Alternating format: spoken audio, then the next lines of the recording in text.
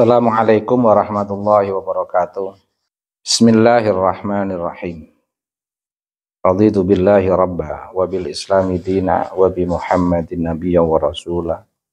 Rabbi zidni ilma warzuqni fahma wa wassi' fiyya rizqi wa barik li fi ma razaqtani waj'alni mahbuban fi qulubi ibadika waj'alni wajihan fid dunya wal akhirah wa minal muqarrabin ya katsiran nawal wa ya hasanal fi'al wa ya qa'iman bila zawal wa ya mubdi'an bila mithal falakal hamdu wal minnatu wasyarafu ala kulli hal amin amma ba'd.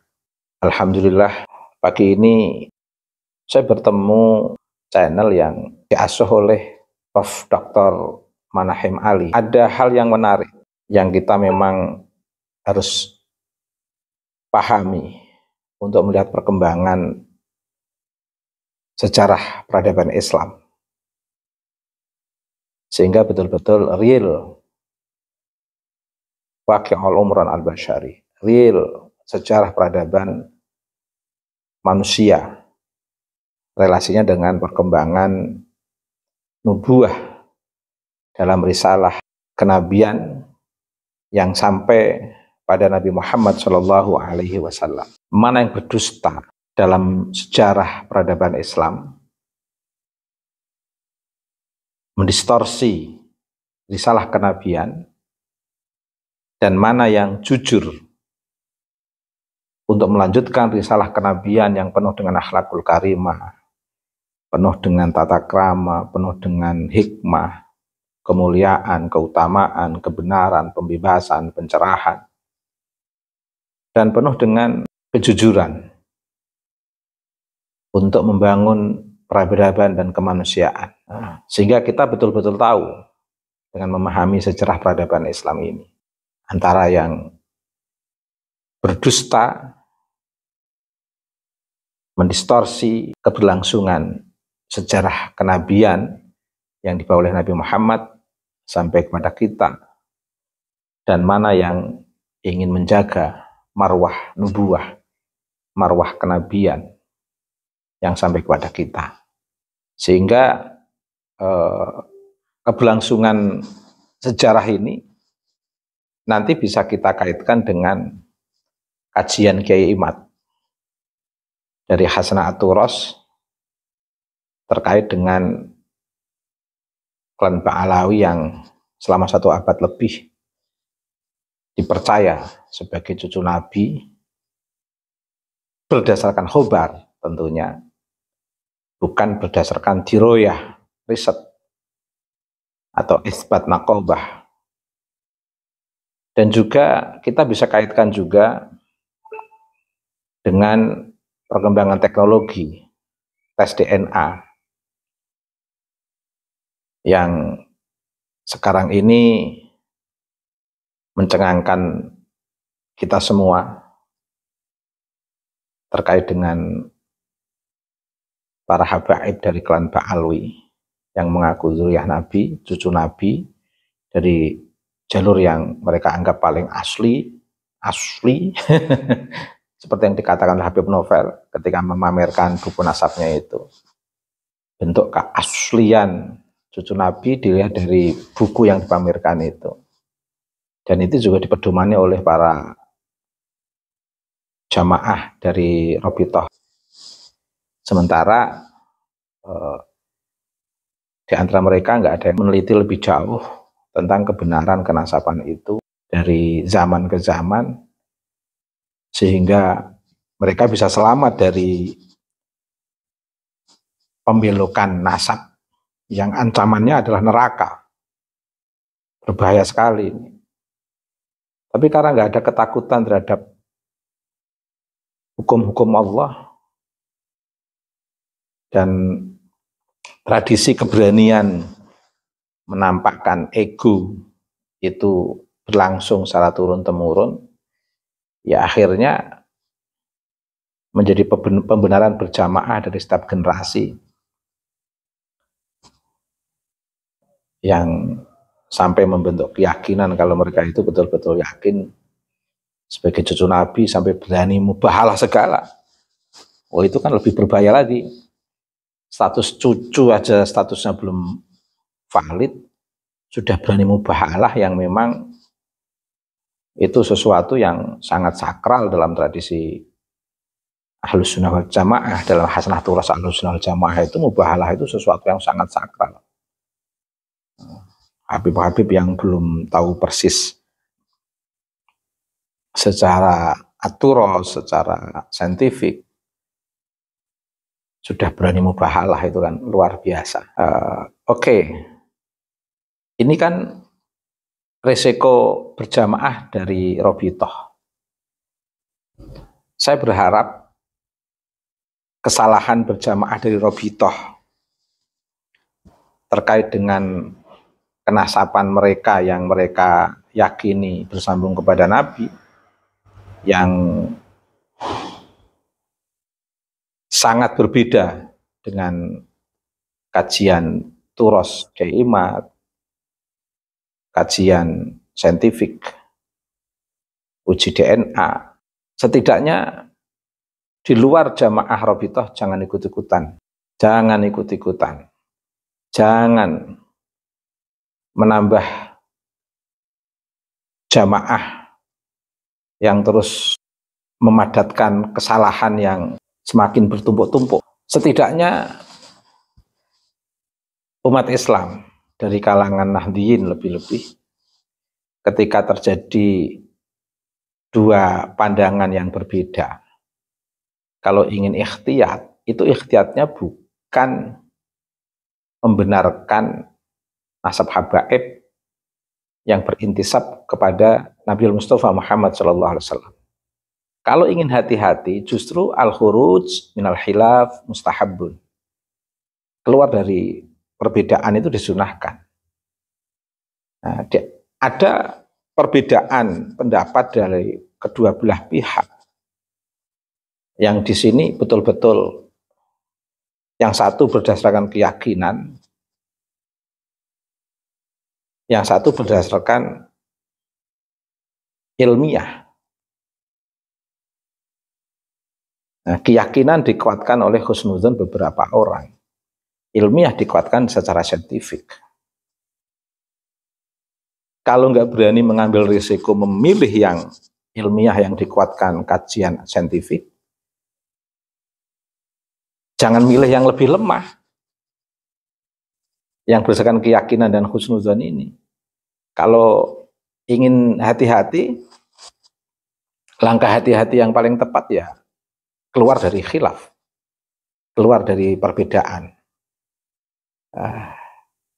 Al-khuruj minal khilaf mustahabun. Keluar dari dua perbedaan ini. Itu kalau pengen hati-hati. Pengen hati-hati kok milihnya membenarkan yang qaulun dhaif. Nah, kalau hati-hati ya khuruj minal khilaf. Nah, dan lebih hati-hati lagi jangan mencaci kelompok Kiai Imad, uji saintifik. Lebih hati-hati lagi. Nah, ini langkah hati-hati yang paling benar.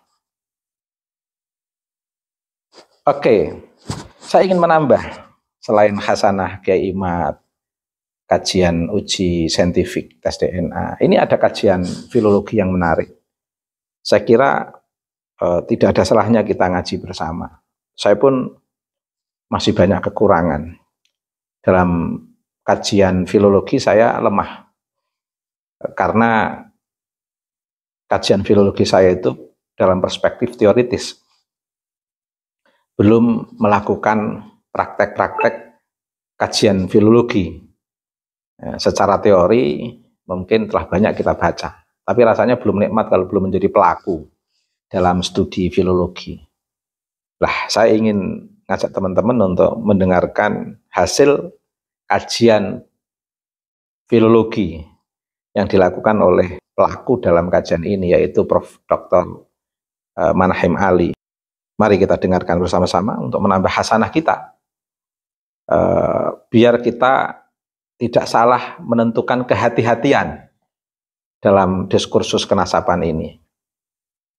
Ingin hati-hati dalam diskursus kenasapan malah milihnya membenarkan Pak Alawi. Kalau ingin hati-hati ya keluar dari konflik. Kalau ingin mengambil sikap yang benar ya kajian ilmiah dan hasanah aturas yang berdasarkan nahnu nahkumu bidzawahir wala nahkumu bil bawatin, tidak berani mengambil keputusan itu ya khuruj minal khilaf. Jadi itu langkah hati-hati yang paling strategis, bukan justru pengen hati-hati tapi mendukung yang qaulun dhaif, yang mengintisabkan habaib kepada Nabi. Sementara banyak kontradiksi yang luar biasa, lebih-lebih terkait dengan moral dan karakter, betul-betul meragukan dari segi karakter. Dimuliakan 1 abad lebih, tapi malah jumawa, malah semakin sombong. Ini kan jadi malah menunjukkan sesuatu yang mencurigakan. Mengaku kemana-mana NKRI harga mati, tapi merusak sejarah NKRI, melakukan pembohongan publik dengan membuat makam-makam palsu. Ini kan juga nggak punya hati, menyakiti hati warga negara Indonesia, warga masyarakat jauh lebih-lebih. Karena banyak tokoh-tokoh Nusantara ini yang dipahlawikan. Ini kan mengerikan pola karakter yang seperti ini. Oke, mari kita belajar bersama-sama dari kajian filologi Prof. Dr. Manahem Ali. Jadi kalau begitu, orang-orang Hadramaut, orang-orang Arab Yaman ini, ada nggak kaitannya dengan Bani Ismail? Tidak ada kaitan. Makanya kalau dari sisi DNA, beda ya, secara DNA fisiknya, itu kan haplogrupnya haplogruf D, ya kan? Padahal bukan haplogruf J. Kalau Nabi Ismail haplogrufnya J, ya, sama dengan Nabi Muhammad. Nabi Muhammad haplogrufnya J. Berarti terjawab nih ya, kenapa mereka yang dari Yaman ini kok haplogrufnya? Karena disebut sebagai Arab Arida, bukan berarti keturunan Nabi, bukan keturunan Nabi Ismail. Bukan, apa ya, berargumentasi. Sebetulnya Hadramaut itu nama yang sangat tua. Sebelum zaman Islam, maksudnya sebelum zaman risalah Nabi kita Muhammad Sallallahu Alaihi Wasallam. Allahumma shalli alaihi. Ada nama itu tercatat di kitabnya orang Yahudi. Dokumen tertua itu kan Dexiskop, Naskah atau Maktubat al-Maktubat. Itu abad ke-3 sebelum Masehi. Berarti Hazar Malvet sudah disebutkan dalam versi bahasa Ibrani. Kalau Hadramaut itu berarti keturunan dari Ham ini ya? Bukan. Hadramaut itu keturunan dari Syam. Itu dari Syam. Oh, ini ya. Iya, betul, keturunan Syam. Nanti Syam itu punya cicit namanya Eber. Eber punya anak namanya Peleg dan Yoktan. Dari Peleg ini nanti lahir Nabi Ibrahim, lahir Nabi Ismail dari Peleg itu ya. Kalau dari Yoktan nanti itu lahir orang-orang Hadramaut. Jadi saudara ini sebetulnya ada hubungan saudara, tapi beda. Nah, bagaimana itu penjelasannya? Jadi judulnya Adwarut Tarikh Al-Hadrami. Di halaman 24 dikatakan Al-Arab Al-Aribah. Jadi orang Arab yang disapa dengan Arab Aribah. Siapa itu? Haula hum al-Qahtaniyun, dalam kurung au al-Yamaniyun. Jadi di sini disebutkan haula hum al-Qahtaniyun au al-Yamaniyun. Jadi yang dimaksud orang-orang Qahtan, keturunan Qahtan itu nama lainnya orang-orang Yaman. Siapa itu orang-orang Yaman? Siapa itu yang disapa dengan sebutan Al-Qahtaniyun? Itu keturunan Qahtan. Siapa itu Qahtan? Keturunan Yoktan. Kalau bahasa Arabnya Qahtan, bahasa Indonesia Yoktan. Keturunan dari Eber, tapi bukan keturunan dari Peleg. Dan itu bukan ada kaitan dengan Ibrahim. Tidak ada kaitan dengan Ismail. Nah, ada lagi yang disebut Al-Arab Al-Musta'ribah. Ini orang Arab yang diarabkan, bukan asli Arab. Tapi kalau Arab Aribah, Al-Arab Al-Aribah itu orang Arab asli, ya. Keturunan Qahtan disebut Al-Yamaniyun, orang-orang Arab Yaman. Ini ada kaitannya nggak dengan Ubaidillah ya? Ada. Ini pembahasan. Coba lihat di sini. Ada yang disebut Al-Arab Al-Musta'ribah, ya kan? Disebutkan ada penjelasan di sini Pak Edi. Fahum nasal Ismail ibn Ibrahim alaihi wassalam wa yuqala lahum al-Adnaniyun wa hum qabail kathira. Ma'rifah faminhum Tamim wa Ghatfan wa Kinanah wa minha Quraisy. Wa minhum Bani Hashim, dan dari Bani Hashim ini nanti muncul yang namanya Muhammad sallallahu alaihi wasallam. Jadi kalau begitu, ya ada suku-suku penting dari Tamim. Kemarin sudah bahas ya. Bani Tamim itu keturunan Ismail. Kemudian Bani Kinanah, keturunan Ismail. Dari Kinanah ini muncul suku Quraisy. Dari Quraisy ini muncul Bani Hashim. Dan mereka ini tidak ada kaitan dengan orang-orang Arab al-Yamaniyun. Bedanya di mana itu? Hah? Maksudnya itu dari keturunan Nabi, kemudian ini dari yang Yaman itu. Kalau yang di sini al-Arab al-Musta'ribah itu keturunan Nabi Ismail, keturunan Ibrahim. Tapi kalau orang-orang Arab Aribah bukan keturunan Ibrahim, bukan keturunan Ismail, mereka disapa dengan sebutan al-Qahtaniyun atau al-Yamaniyun. Siapakah mereka? Di sini disebutkan beberapa contoh suku-sukunya. Ada suku yang disebut suku Kenda, ada suku Toi.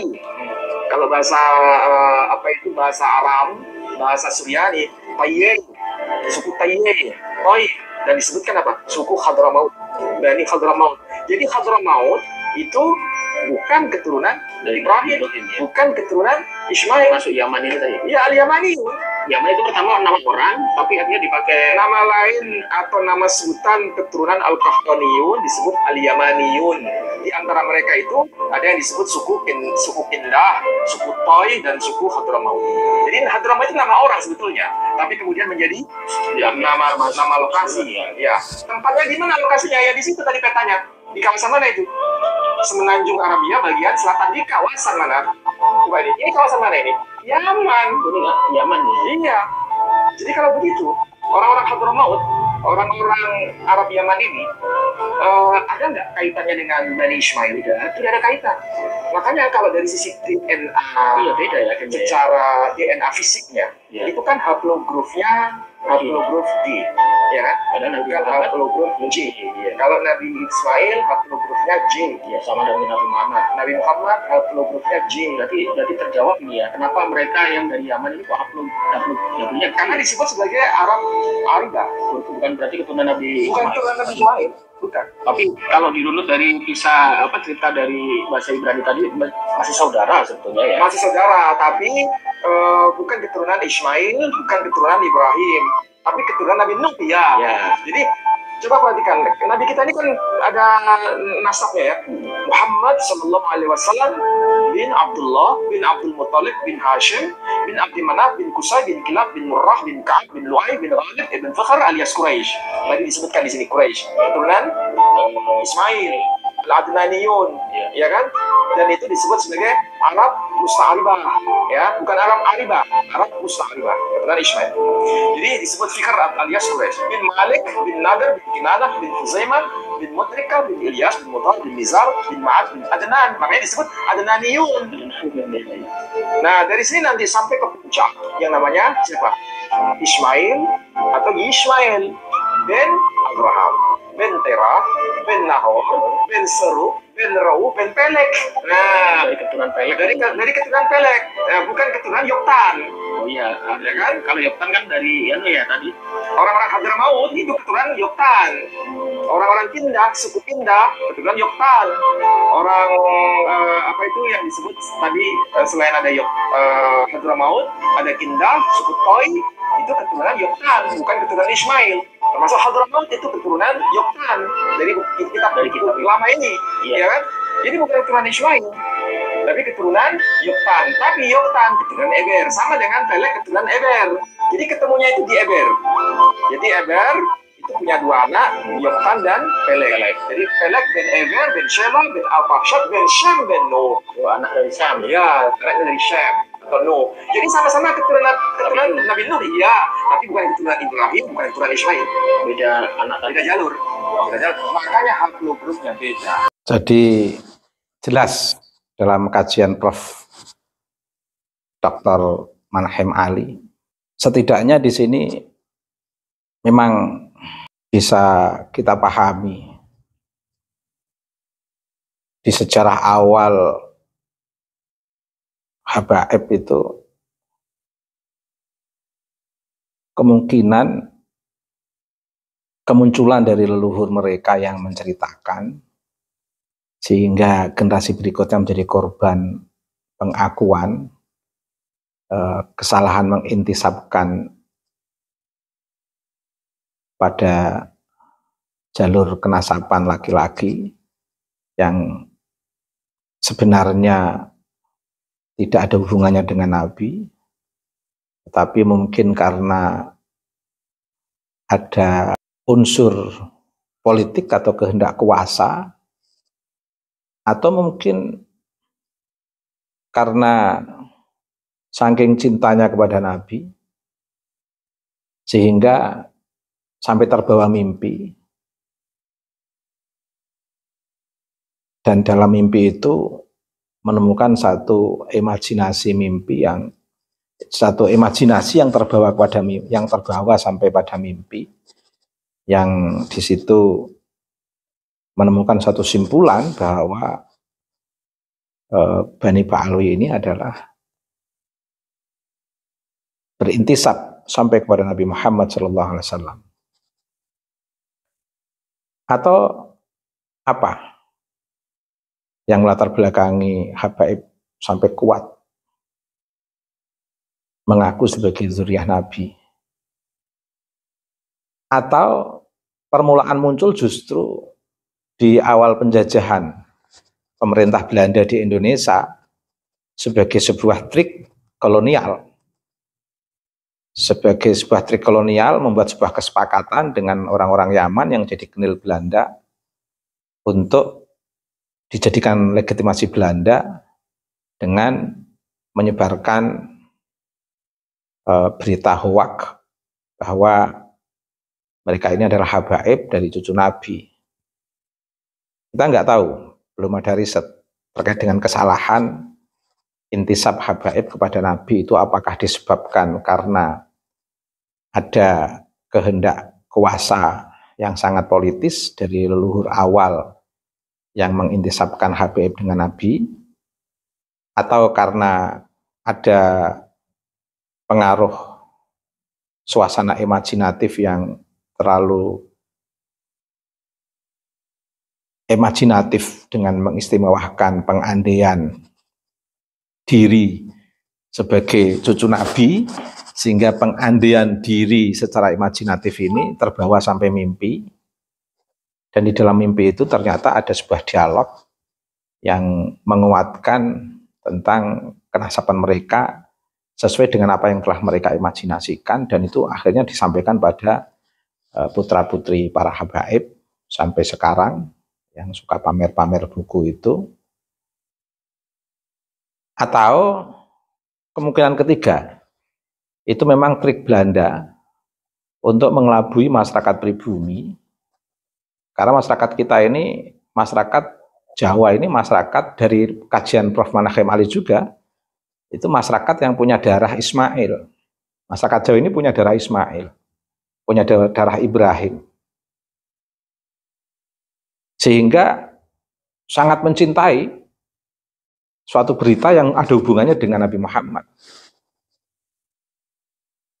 Sehingga ketika pemerintah Belanda menyebarkan isu atau berita habaib yang bersama mereka, yang secara strategi politik yang sebenarnya menjadi bagian daripada Belanda itu, mereka informasikan ke masyarakat sebagai cucu Nabi untuk mengelabui masyarakat pribumi yang notabene senang dengan hal-hal yang berbau nubuah, hal-hal yang punya aroma nubuah. Masyarakat Jawa itu masyarakat yang sangat mencintai dengan sesuatu yang beraroma kenabian. Makanya masyarakat Jawa itu akhlaknya, keutamaan, kebenarannya itu melekat. Sejajatnya orang Jawa itu tidak akan mau menipu orang yang baik, yang sudah berbaik hati. Itu orang Jawa. Orang Jawa itu nggak akan menipu atau berbuat jahat dengan orang yang betul-betul menolong. Itu orang Jawa. Tapi ini kan berbalik. Orang Yaman yang banyak ditolong oleh para kiai, Ibarat mau dideportasi Pak Karno aja diganduli dengan berbagai bentuk penghargaan yang bertahan sampai 1 abad lebih. Tapi kan perilaku habaib semakin jumawa. Ini kan nggak jawani, nggak jawani, beda. Nah, orang Jawa nggak begitu. Orang Jawa itu suka aroma-aroma nubuah. Nah, mungkin Belanda itu hasil riset antropologisnya itu memahami betul masyarakat Jawa itu masyarakat yang suka aroma nubuah, kenabian, sehingga melegitimasikan, sehingga membuat habaib sebagai cucu Nabi untuk legitimasi kehendak kuasa kolonial Belanda untuk membangun relasi kuasa di negeri ini, biar relasi kuasa yang tidak seimbang yang diciptakan oleh kolonial itu tidak diganggu gugat, tidak ada pemberontakan di tengah relasi kuasa yang diciptakan oleh Belanda ini betul-betul berjalan tanpa ada gugatan pemberontakan dari rakyat melalui legitimasi simbolik Habib atas nama cucu Nabi. Tapi kepastian tentang status ini menguatnya itu mulai kapan? Tapi ketiga-tiganya ini masuk sebenarnya dalam konteks pengaruh leluhur utama yang pertama kali mengeluarkan status Habib sebagai cucu Nabi, juga mungkin bisa dibenarkan karena ada bukti yang menguatkan itu. Lewat mimpi juga bisa dibenarkan karena juga ada data itu. Lewat trik kolonial juga bisa dibenarkan karena memang kehadiran habaib di Indonesia ini bersamaan dengan kolonial bahkan menjadi legitimasi kolonial untuk mencari hati masyarakat Nusantara dengan membuat sistem yang secara simbolik menjadi barometer umat Islam dengan mengangkat mufti kolonial Habib Utsman bin Yahya. Karyanya kan banyak tentang keislaman. Iya, karya boleh banyak, tapi kalau jiwanya jiwa kolonial ya sama saja. Itu yang disebut oleh Gramsci dengan teori intelektual tukang itu. Apa arti karya banyak kalau karya itu tidak mencerahkan, membebaskan? Apa arti karya banyak kalau pada akhirnya menindas dan intervensif, bersikap membiarkan hal-hal yang tidak manusiawi? Para nabi nggak punya karya. Mereka apa adanya menyampaikan risalah kenabian sesuai dengan nilai kewahyuan, tapi mencerahkan dan membebaskan sehingga dikenang seluruh umat manusia. Okay. Jadi saya itu termasuk orang yang lebih mengagumi orang yang membebaskan dan mencerahkan. Bolehlah orang berkarya sebanyak-banyaknya, tapi prinsip utama membebaskan dan mencerahkan itu nggak boleh dilupakan. Nggak boleh dilupakan. Dan sebaliknya, apa artinya karya banyak sementara di depan mata ada sistem perbudakan dibiarkan. Sementara di sisi lain dia punya karya banyak, di sisi lain tidak membebaskan dan mencerahkan. Bahkan melegalkan kolonialisme, melegalkan penjajahan.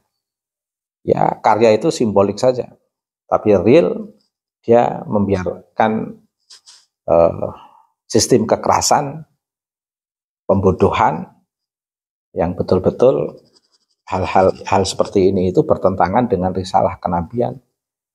dari seluruh nabi sampai Nabi Muhammad SAW. Jadi risalah kenabian itu kan membebaskan, mencerahkan. Ada ulama nggak membebaskan, nggak mencerahkan, ya nggak ada artinya apa-apa meskipun karyanya banyak. Karya itu kan dinilai secara akademik bagus, tapi dalam konteks langkah pembebasan dan pemberdayaan, kalau karya itu tidak terimplementasi dalam ranah ini, ya nggak ada artinya apa-apa. Justru yang lebih fenomenal masuk dalam sejarah dan menjadi inti dari setiap fase pencerahan itu ya langkah pembebasan dan pencerahan, langkah pemberdayaan yang membebaskan, mengunggulkan nilai kemanusiaan, martabat umat manusia. Makanya karya sastra